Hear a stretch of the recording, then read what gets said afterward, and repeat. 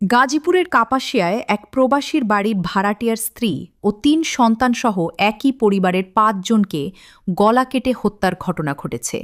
এ ঘটনার সন্দেহভাজন ঘাতক ফোরকান মিয়া পলাতক রয়েছেন। শনিবার ৯ মে সকালে উপজেলার রাউতকোনা গ্রামের প্রবাসী মনির হোসেনের বাড়ি থেকে লাশগুলো উদ্ধার করেছে পুলিশ। শুক্রবার ৮ মে রাতে তাদের হত্যা করা হয়।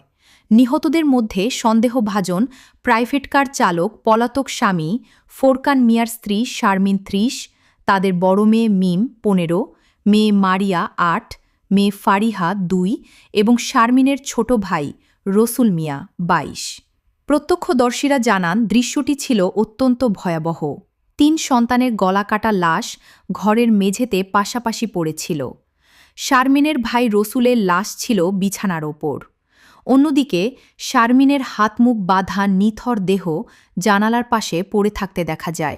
যিনি তার স্বামী রয়েছেন এবং যাকে সবাই সন্দেহ করছে আসলে তিনি মাদকাসক্ত ছিল এরকমটাই আমরা জানতে পারি। এখন পর্যন্ত বাকিটা পুলিশের উপরে ডিপেন্ডস করে, তারা কত দ্রুত এটা তদন্ত করবে এবং কত দ্রুত এটার ফলাফল হবে। তবে এরকম হত্যাকাণ্ড আসলে খুবই নৃশংস। আসলে এই ধরনের ঘটনা খুব গাজীপুরে কিন্তু এরকম ঘটনা খুব সহজে একটা ঘটনা হঠাৎ করে হয়ে এরকম একটা ঘটনা ঘটলো। আসলে পুরো গাজীপুরই একটা কিন্তু স্তব্ধ হয়ে গিয়েছে এরকম একটা খবর শোনার পর।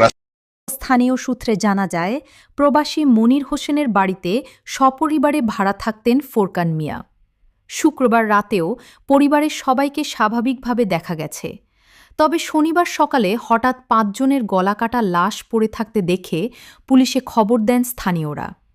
প্রতিবেশীরা বলছেন, ফোরকান ও তার স্ত্রীর মধ্যে প্রায়ই পারিবারিক কলহ হতো।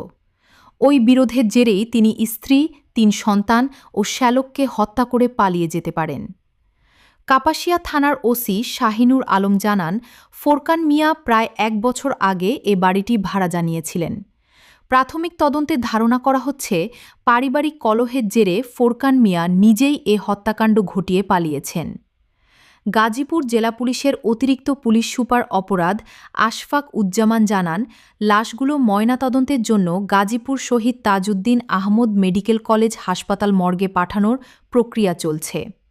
এ ঘটনায় মামলার প্রস্তুতি চলছে এবং অভিযুক্ত ফোরকান মিয়াকে গ্রেফতারে পুলিশের একাধিক টিম ইতোমধ্যে অভিযানে নেমেছে।